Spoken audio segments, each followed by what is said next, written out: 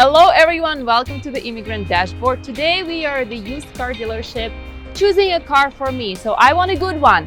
And if you are serious about getting a good car in the United States, my advice to you would be bring your friend who is mechanic, because he's gonna tell you what's wrong with the car and if you should consider buying this car. This is my friend JJ. He is an excellent mechanic and he's gonna tell me everything about the cars today.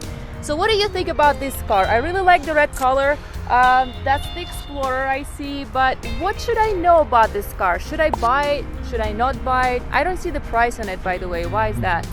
Well, so a lot of dealers do want you to haggle or negotiate, or not necessarily haggle, but they want to be able to give the price to you and get more money if they can. So if you see a car lot that does not have prices on things, you probably need to be asking what the price is, what the best price is. So it's important. There's lots of cars around here, and there could be some cars that might be within your price range. Right. And so it would be helpful to have a used car salesman there with you, and you can look at different cars and tell them what you're looking for and have them, they know the cars better than you do just walking on the lot. So they would be able to help you find a car that has the things you want. Yeah, but I brought you with me so that you Right. examine the car and tell me what's wrong with it. Yeah. Let's have a closer look. Well, so first off, you want probably a car that's newer because it's going to be lower mileage. And that's a concern because the lower the mileage, probably the more reliable the car is going to be for you. So when you're looking for a car, you always want to find a car that is a lower mileage, newer car. One of the things about cars is older cars, the headlights are going to start fogging up and they'll start looking yellow and they won't be as bright. That's a concern. And also older cars might have some damage that has been hidden. There are seams on cars where bumpers meet body panels. We can see that here. If you see big openings, that car might have been in an accident. So, but this car here, I like. It looks really decent. It's a new car. I don't see any signs anywhere of any damage. It's fairly new. It's going to be a reliable car. Here where we're at, this car will function very well. And furthermore, if you have kids or a big family that you're going to be taking around with you, you probably do need to be concerned that you have enough seating space. This car is sizable. It has multiple doors so you can get family in there with you. This is a great car. It is bigger.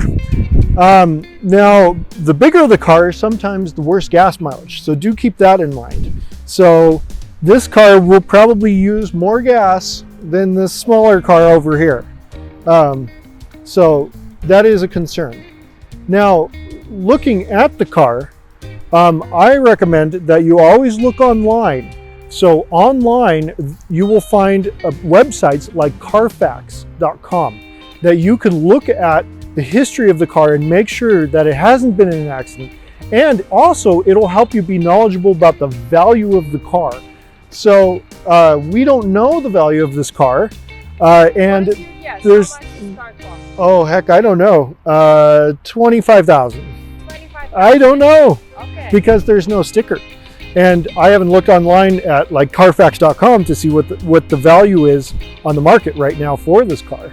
All right. So here on this car, we can see that we have a serial number. This is called the VIN number, or vehicle identification number.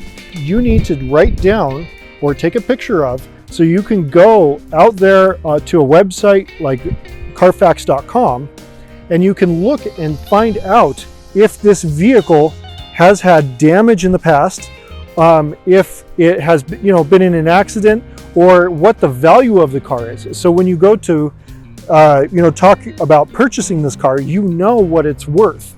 So the United States has 4 seasons.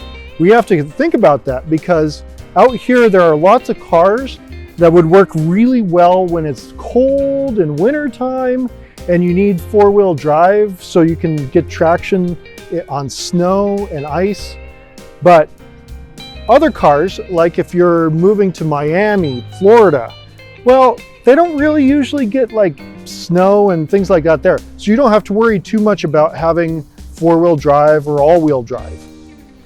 Now, if you move to places that could be cold, like up towards the north end of the United States, like Michigan and places like that, you would have a lot of cold weather, and you need to be concerned about making sure the car has a good heater. It has four-wheel drive, so you can make sure you get places when you need to. Now, in warm places like Arizona and most places in California, you don't have to worry too much about having all-wheel drive. So you can have a rear-wheel drive car or a front-wheel drive, and it's usually cheaper anyways that way, and it's usually not a problem getting around. So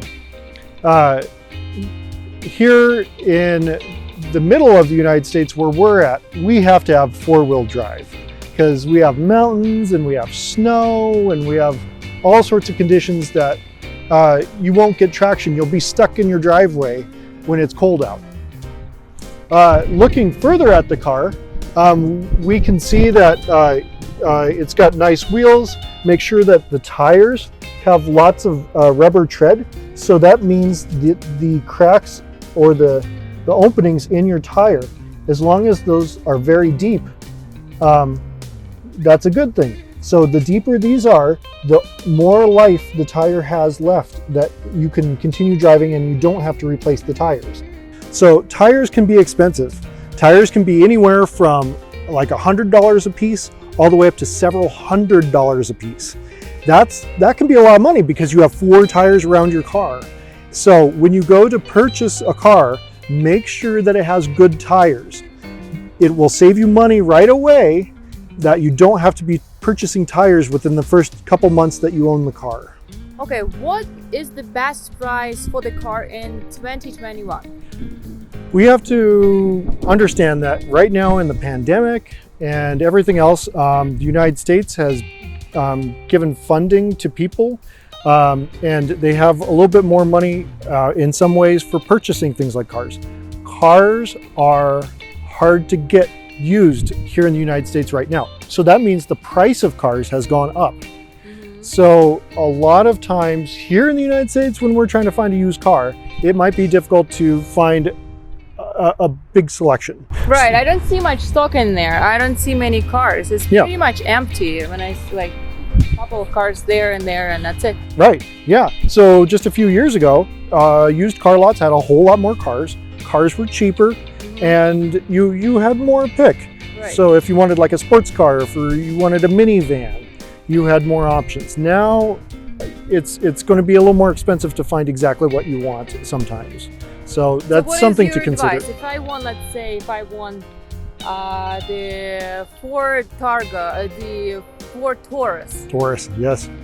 So what should I do? And there is no Ford Taurus on the market right now. Right. What should I do? You may have to go up to a different type of vehicle that is similar, has similar things.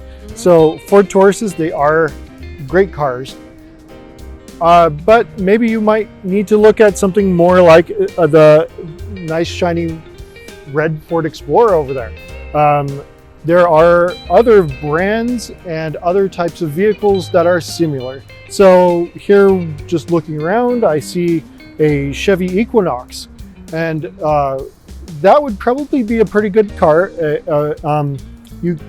Ford Taurus is 4 doors and it has good seating and stuff, so you have to worry probably about finding another car that has 4 doors and good seating. So there are many small SUVs that would probably be just as good as a Ford Taurus if you can't find a Ford Taurus. Can I find a car for $5,000, for $3,000 right now in the market in the United States? You can. You might not want it though. So bad quality. Yeah. So a lot of cars that are going to be at the lower end price like that right now, just here in 2021 because of the pandemic, they're probably going to be cars that have some problems.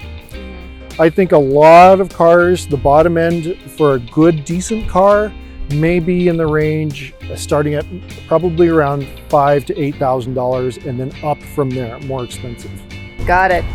All right, well, thank you very much. It was very informative. Thank you. I think that now no sales agent is going to be able to screw me up. I hope not.